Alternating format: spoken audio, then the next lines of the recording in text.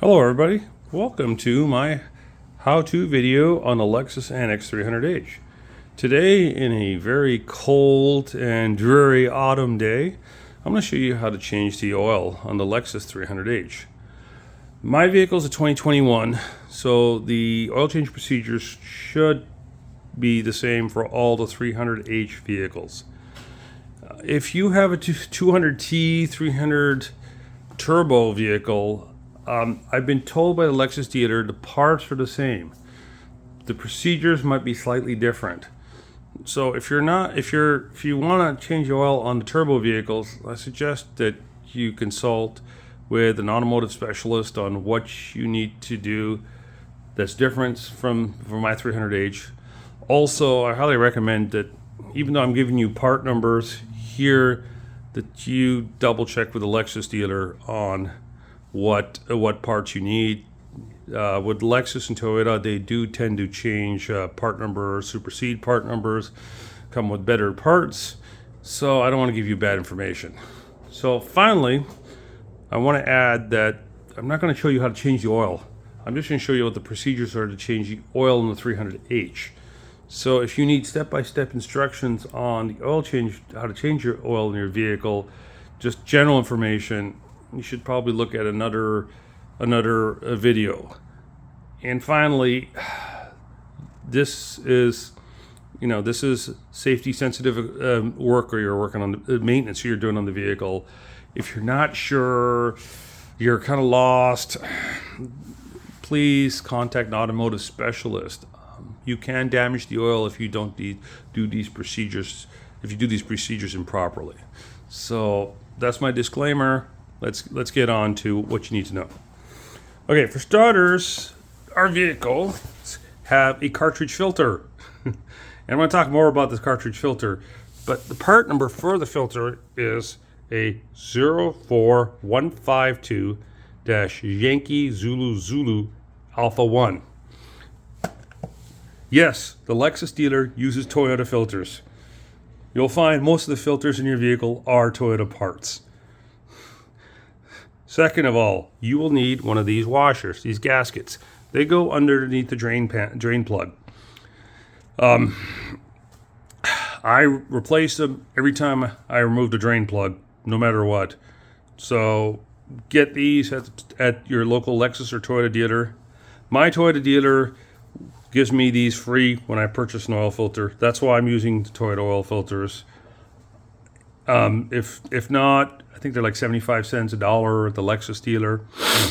When I get back to filters too, one thing I want to speak about the filters is, if you noticed my other video of the HS, I always use Toyota oil filters from the dealer, the Toyota dealer. And the reason why is I can get 3 filters for like $12. That's fairly inexpensive. For me, that's cheaper than the auto parts store. That's cheaper than Walmart. That's why I always go there. My vehicle's under warranty. I just buy the oil filters and just keep the receipts to show that I've been changing the oil. So that's why you'll notice I buy a lot of parts and supplies from the Toyota dealer, because generally speaking, for maintenance items, they're not that expensive. They're actually fairly competitive with the independent aftermarket chains. And I always know I'm buying quality parts. For oil, I buy Kirkland 0W20 fully synthetic. This is just repackaged Mobil 1. If you buy oil from the Toyota dealer, it's repackaged Mobil 1. So this is the lowest price. I think this jug here two of these jugs cost me about $30 at Costco. And one of these 5-quart jugs will pretty much do the oil change. So I just go to Costco and buy these. You're more than welcome to buy another high quality oil if you don't have a Costco membership or it's too far away. I recommend buy a fully synthetic 0W20 from a reputable manufacturer. Now, I have some spare parts I keep for this vehicle. And one of them is these dreaded cartridge filters. They have a plastic housing, and this is where the oil filter insert sits. And I have a spare one that I purchased. I got this at the Toyota dealer. Its part number is 15620-36020. I think the Lexus dealer superseded these plastic housings with metal ones. I highly recommend, if you own one of these vehicles and you plan on keeping them for a little bit, you buy one of these housings. They're not that expensive. Yes, they're plastic and they're really susceptible to people over torquing them. Also, I've heard people say that on vehicles like the 2012 Toyota Camry, which first came out with this exact cartridge, that after about 10 years, people said they were starting to get small cracks in these. Though they weren't structural, they were cracking, and they were finding them during oil changes. So for cheap insurance, spend the $30 and buy one of these. Also, if you've had your oil change at a quick oil place, sometimes they may not use the correct wrenches, and I've heard people say that the flats here have been damaged. And you don't want to put a damaged cover on here, even if the flats are damaged. Again, purchase one of these. I bought this from the Toyota dealership. I guess Lexus has now a metal housing that replaces these that you can purchase, and they're not terribly expensive. I think like $40 at my local Lexus dealer. I highly recommend you keep one of these. Another thing I recommend is you keep a spare drain plug. These are like $6 or $7 at Toyota dealership. I heard they're like $3 at the auto parts store. This is really important. I've already pre-checked the torque in my vehicle, and my vehicle was serviced by the Lexus dealer before I purchased it. But I did, before I purchased our Lexus vehicles, I did purchase a vehicle where the drain plug was installed through a quick oil change place, and they didn't use the correct wrench, and they damaged the heads on here, the flats on here, to the point where I actually had to use a pipe wrench to get the drain plug out. And 6:30 in the evening on my Sunday night, I was lucky to find an auto parts store who had a drain plug. Since that day, I've always keep a spare drain plug. I may never use this. If the vehicle gets traded in, you may go with it, but I always want to be caught. I don't want to be caught with a damaged parts in a vehicle unable to be driven. Now, for tools. For the drain plug, you need a 14mm box end wrench.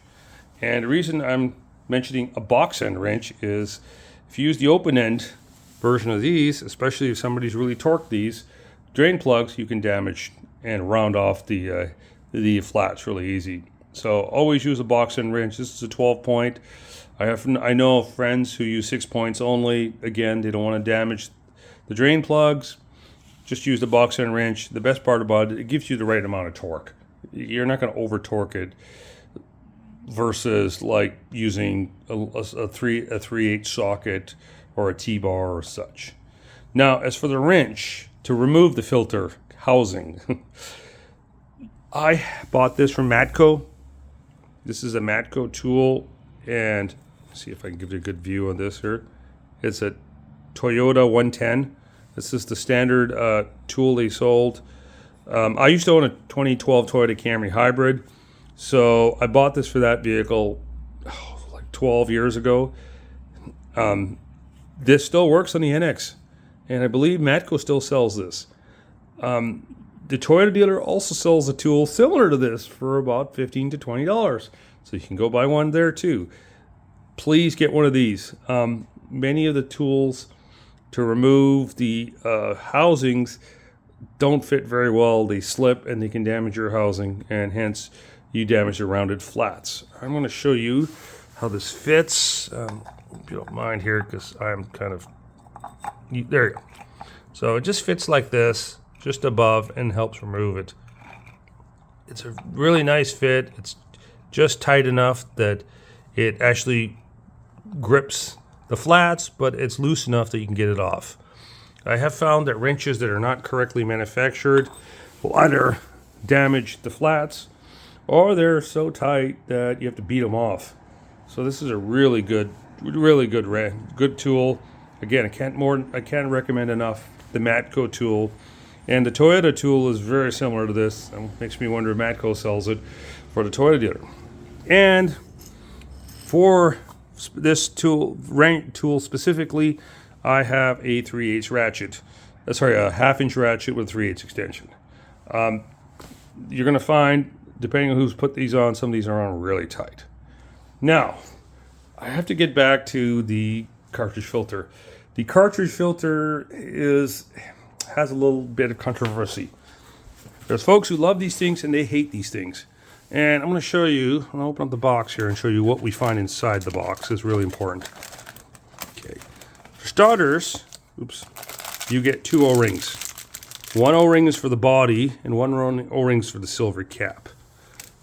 You also get a little tool here to help drain the oil out of the filter housing.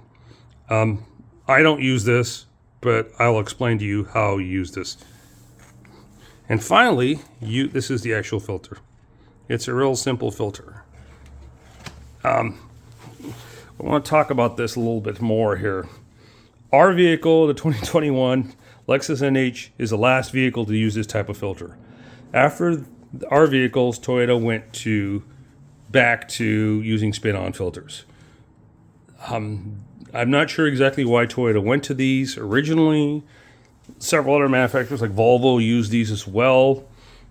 I've heard it reduces waste, garbage in landfills, perhaps, but I'm not sure why they went to these and then decided they didn't work. But I'm going to give you the procedure, how to change these, buy the book, and then afterwards, there's multiple ways of doing it. I'll explain the multiple ways of changing these, but I'll give you the buy the book procedure. Now let's go to underneath the vehicle here.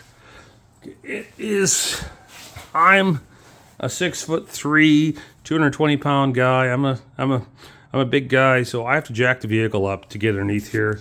I don't jack it up high enough to take any of the wheels off the ground, but I do jack it high enough that I can get underneath there. Now, if you see in the distance, right here, I'm going to use my finger, that is the drain plug.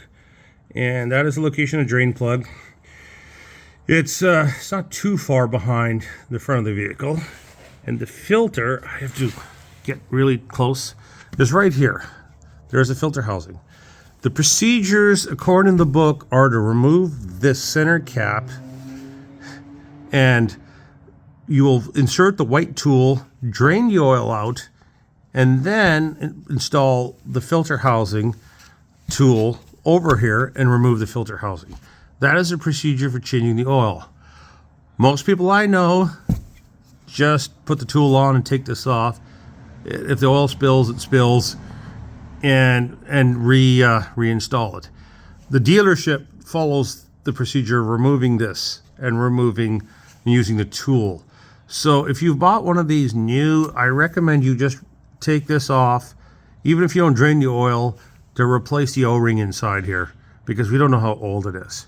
So I can't really do the procedures here with the equipment. So what I'm going to do is I'm going to pause the video here, and I'm going to drain the oil and get the housing off and show you exactly what everything looks like.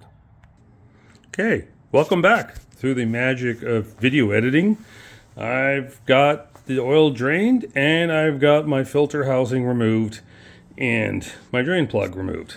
Okay, so first of all, the drain plug. After you get it off, give it a good cleaning. This is my drain plug.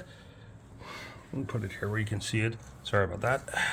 You take this washer, and there's a light blue side and a darker colored side. It's hard to tell with the light here, but I've been told put the blue side against the washer. I think on this one here, it looks like it's blue and the same both sides. For the torque for this, I do have a torque wrench, and I use torque wrenches and spark plugs, tires all the time. But for drain plugs, I tighten it in, secure it, and once it makes gasket contact, 2 flats. That is the torque I use.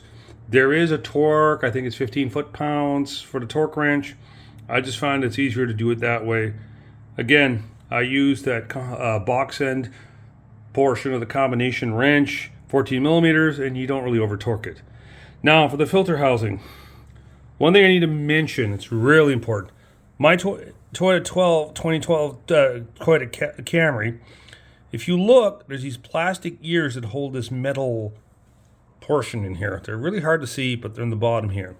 On my 2012 Toyota Camry Hybrid, the ears were starting to crack as they got old. And I actually replaced the housing. You should, with your vehicle, take a look inside here. Every time you change these, make sure the ears don't crack. I don't know if it was just the 2012s, the original filter housings that were having cracks, whether this is normal for all plastic housings. I can't say. From my personal experience, that's what I found. So before you put anything in, take a look. Second of all, I'm going to flip this over for you. I removed this center portion here. This is the part that I removed. Again, I just take this off and drop it in my catch pan and drain the oil. But if you do it by the book, you put this tool in, and it goes, the prongs go in here, and you push down, it drains the oil. I don't use this tool. I find it more of a hassle than it is just to take the filter off. But after you've got this off, take this O-ring, stick it in here. It's a fairly tight fit. And then take this and tighten it up. You're not going to be able to torque this up with it off the vehicle. You'll have to put it on the car and torque it. Just like the drain plug, tighten it up, and maybe one or two of these flats, that should be acceptable. Now, the filter housing itself, right in this groove, you need to put an O-ring too. This is the old O-ring I took off. This is the brand new one. I'm going to put it on here. Very important when you put this on. First, this is really hard to do with one hand. Sorry about that. But very important when you put this on, you make sure it fits in this groove, because it will leak, and it will leak badly. The other thing before you put this on is, when I do these, I put a light coat of brand new engine oil, just wetting it up. It will lubricate it, and this will keep these from tearing. It's not a bad system with this cartridge, but it is a little fragile if you don't do it properly. This is why I'm giving you all these hints and tips, because you can mess it up. And like every oil change, after you've put the cartridge housing in and you've torqued your drain plug and added oil, do a quick leak check, run the car for 5 minutes and do a leak check again. Make sure there's no leaks. Finally, after you've done that, prepped the cartridge, you put this guy on. And it doesn't matter which just pops right in. Then you install it by hand first. Get it going, because it's really easy to remember. You're threading plastic into an aluminum block, so it's easy to cross thread these. Once you get them to where you feel gasket contact, then use the wrench to do a final turn. The torque, again, I don't remember exact torque. It's 15 to 20 foot-pounds. I just snug it up, gasket contact, 1 or 2 flats. That's all you need to do. The O-ring does the sealing. We don't have to have this so tight that it's gorilla tight. Finally, I can't emphasize this much on any oil changes. Keep a contact of where your expended parts. There's the 2 old O-rings, and right there is the expended drain plug. If you can't find your expended parts, look for them. That way you don't, this is my little check to make sure I don't double gasket things. I know people who've taken the drain plug off and left that on the face of the oil pan, and they double gasket with a new drain plug, and guess what? It leaks like a sieve. And now you just put in 5 quarts of oil that you got to throw back out again. So again, please make sure that all your expended parts are accounted for before you put this back on. I'm going to go underneath and put this on, and then I'm going to show you the next steps. Okay, welcome back. So I have poured 5 quarts 4.73 liters of oil into the engine, into the drain fill port right here, and I checked the oil with a dipstick to verify, and I have the vehicle running now. Now I did initial leak check, and I've got the engine running to warm up the oil and check for leaks again. Now I'm gonna go down below. Be careful here when you do this. Check the filter housing and the base of it to make sure there's no leaks here. Right around here, and check the drain plug. Make sure there are no leaks. Be careful of the hot exhaust pipe, and be careful of the water pump belt. That'll take your fingers right off. So I let it run for about 5 minutes to verify there are no leaks, to verify there's no seeps, because you can get seeps, and check around here to make sure there's no leaks here, and the base of the housing. Again, after I install this, I tighten this up with gasket contact until, what I do is I install this cartridge by hand, then tighten this, and the cartridge housing will start spinning. Once it stops spinning and I can feel gasket contact, I stop torquing. There's a, I don't know if I can do this. Here, forgive me. There's right here, there's a piece of metal, and that's kind of a safety stop. I don't know if you can see it very well.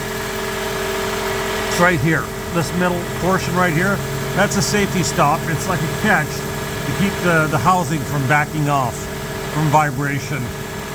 When you're torqued enough, you'll see it starting to catch it, and you know you're at the correct torque. I was wrong with the torque. I believe it's 10 foot-pounds is the torque for this, if you want to use a torque wrench. And one more thing I like to tell everybody too is, after you ran this and checked the drain plug for oil, for leaks, give this a good cleaning underneath here, and so that if you don't attract dirt and dust. If you look carefully down here, that is the water pump belt. Again, that's why I tell you, be careful. This will take your fingers right off. It's right not far from the filter housing. That is why I approach from the front of the vehicle if I can. I try to, if I can avoid it, approach from the right hand wheel, because that's where the water pump belt is. Now, I'm going to let this run for a few more minutes to make sure I have absolutely no leaks. I'm going to take it off the jack, and I'm going to show you how to reset all your maintenance lights. Okay, well,